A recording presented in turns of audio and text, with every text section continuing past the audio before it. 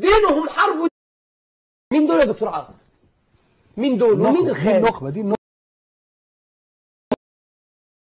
قادة الرأي. مين؟ كبار مين المجتمع. هم في الشارع؟ دول أبشر خلق الله. دينهم حرب دين الله، مطلبهم إسقاط مصر إن لم يكونوا على الكرسي. أقسم بالله أغلب هؤلاء لا تهم مصر ولا مستقبل مصر. أقسم بالله يتباكون على مبارك والظلم إلى الآن. إلى الآن. وأمنية أمانيهم أن تفسد مصر وتحترق مصر إن لم يكونوا على الكرسي. كل هدفهم العودة للكرسي. خلاص الشعب شال الغشاوة من على عينيه. خلاص شاف دينه، عرف ربه. اللي انتم مش قادرين تفتكروه الفطرة. الفطرة مع احترامي للأستاذ ممدوح في عرضه وعرض حضرتك. تونس غيرنا، ليبيا غيرنا، الجزائر غيرنا.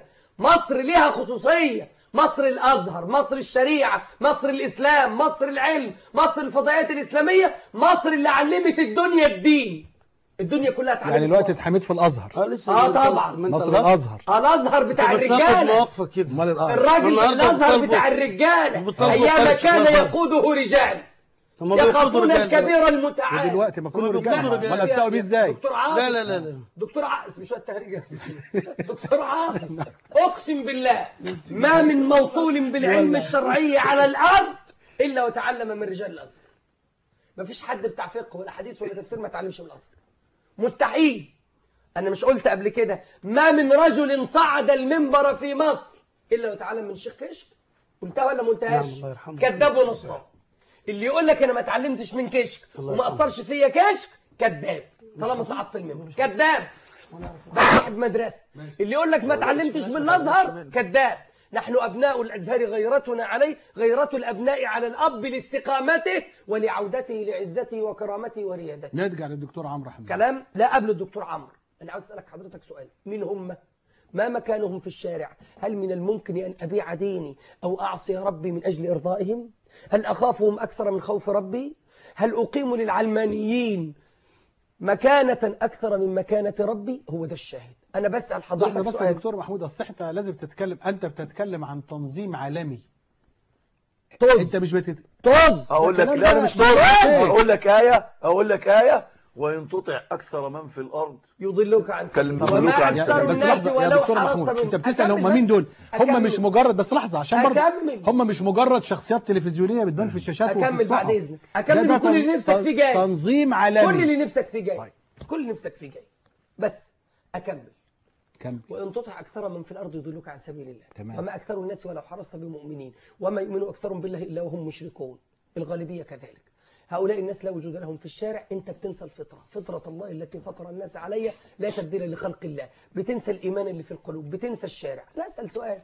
الديمقراطية قائمة على حكم الأغلبية، فإذا أتت الأغلبية بالإسلام كفرنا بها. مش هي حكم الأغلبية؟ أنا بسأل في قضية الدستور سؤال وحيد. مين اللي هيقول نعم أو لا؟ طلعوا حاجة جديدة في الديمقراطية اسمها استبداد. لا استبداد الأقلية. استبداد الأقلية. فرض رأي الأقلية. يا دكتور الأقلية. مين اللي هيقول؟ بيقولوا عليه توافق. بعد إذن حضرتك كان بيحصل أيام مبارك؟ لو سؤال واضح، لو جوهم هم قادة هيعملوا كده ولا يقولوا الديمقراطية قانونها كده؟ رد. الكلام ده بيحصل في أي دولة من دول العالم؟ في أوروبا، في أمريكا بيحصل؟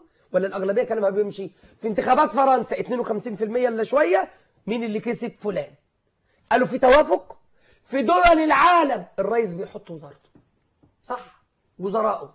أنا قلت ساعتها للدكتور مرسي وقلت عليا عبيط وقلت ده مش بتاع السياسة. قلت له دكتور مرسي اخترت واحد من الإخوان. اختار يقولوا أخوانة الدولة. حصل وقال ولا ما حصلش؟ مين اللي هيتسأل أنت؟ حط رجالتك اللي تثق في دينهم وفي علمهم وفي إخلاصهم للبلد. حط 3 من الإخوان والباقي. مصر استقامت ولا لسه بايظة؟ لسه. عندنا فلول في الوزارات وفي المحافظات ولا لا؟ عندنا.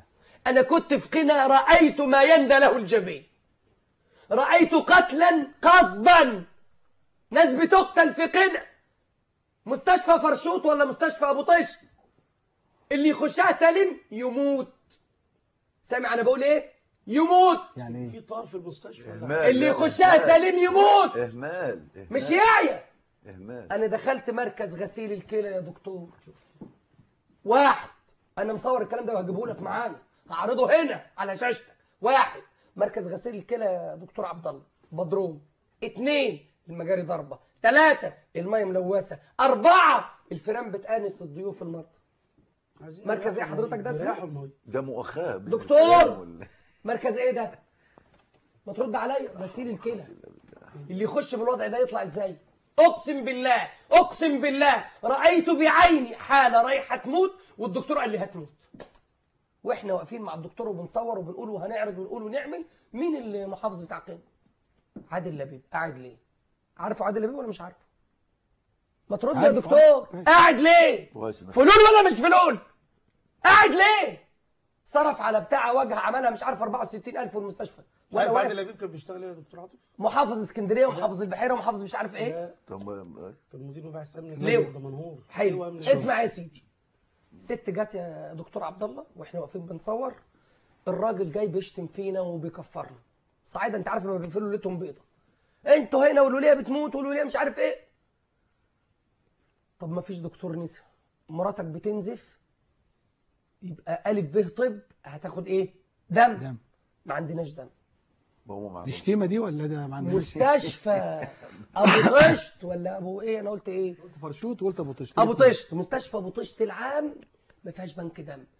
الجميل بقى قنا كلها ما فيهاش. هي طشت بالطاء ولا بالت؟ ما اعرفش بقى، انا هنسيبهم، بس انا بقول لك المصيبه اللي هناك. انت مصر تخرجني.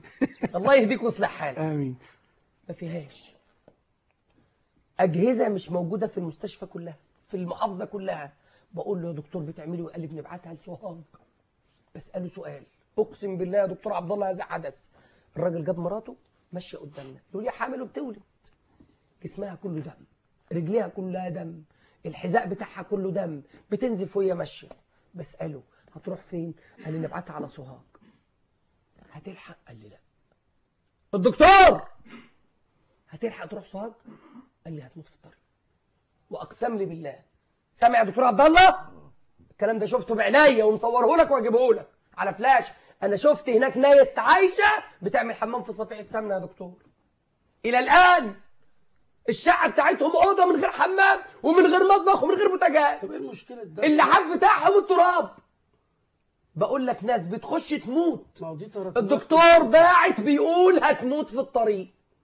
الكلام ده ربنا يكون حفظ. طب انت تتبعت؟ انا لو منك كنت اخد تليفون زوجها عشان اتتبع. يا استاذ بيقول لك الكلام ده اتكرر، بيقسم بالله يا دكتور عاطف ما بمزحش والله، انا قلبي ينفطر الما. بيقسم بالله بتجيلنا حالات كتيره يا استاذ ممدوح بنقول لها اتفضلي روحي، وانا على يقين ان ايه اللي هيجرى يا دكتور يا استاذ ممدوح؟ هتموت في الطريق. الشاهد فلول ليه؟ انت غلطت، الاخوان غلطوا، لاننا راعينا العلمانيين هيقولوا والاعلام هيشتغل. مين اللي هيتحاسب يا دكتور؟ هيطلع الدكتور مرسي يعتذر يقول انا جبت وزراء من فصائل اخرى عشان ارضيكم والوزراء طلعوا فاشلين، ولا هيحملوه المسؤوليه؟ طب امام الله يتسال ولا لا؟ انا بسال سؤال واحد بس ومشايخ مصر ترد عليه، المشايخ اللي بتقول الشريعه وتوافقيه وتنافقيه وتلاحقيه. سؤال واحد امام الله، شيخ من المشايخ من الازهر او خارج الازهر رد عليه. لو مات الدكتور مرسي دلوقتي ربنا يطول عمره ويحسن عمله ويوفقه لتطبيق الشريعه، الاعمار بالله، يتسال عن المظالم ولا لا؟ كده كلنا هنتسال، مش هو بس. منذ ما ولي امر الامه يسال ام لا؟ يسال.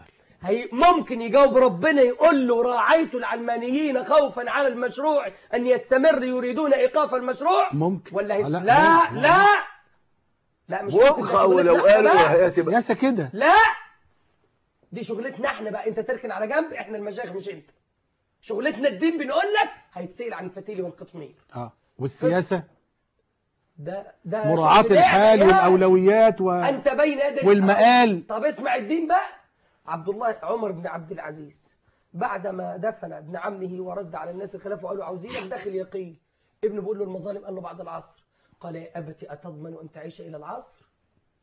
فبكى وقبل ولده بين عينيه وقال الحمد لله الذي أخرج من صلب من يقول لي قولة حق، ونادى بالمظالم بعد الظهر.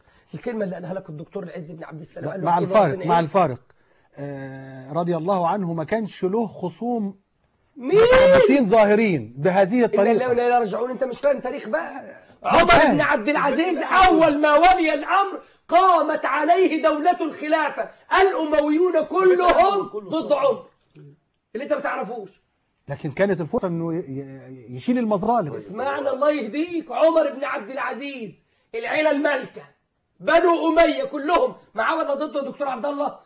انا والله عندي كلام كتير عايز الاغلبيه معاه بدليل ان اختاروه لا كتير يا اخي، الشارع اللي ماسكين الدوله المالكه ضده. مين اللي معاه؟ الشارع. وده اللي بقوله للدكتور مرسي، الشارع معاك. النهارده الدكتور مرسي لما ياخد قرارات جريئه ويقيل الفساد والناس ترى خيرا على الارض. انا رحت الصعيد يا دكتور عاطف، صفيحه الجزم